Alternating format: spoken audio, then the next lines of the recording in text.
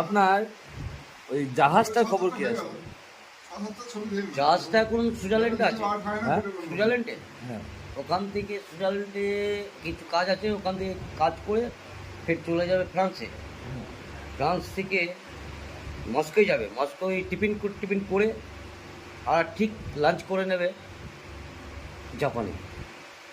Lunch জাপানে করবে। জাপানে করবে। আর আপনার সরকারের বিরুদ্ধে যে অভিযোগটা ছিল আপনি দেন নাই, কি বললেন যে? ওটা ওনার কথা হয়ে গেছে, আমাকে মহাসাগরের মধ্যে একটা বল ক্লাব ফিল করতে হবে।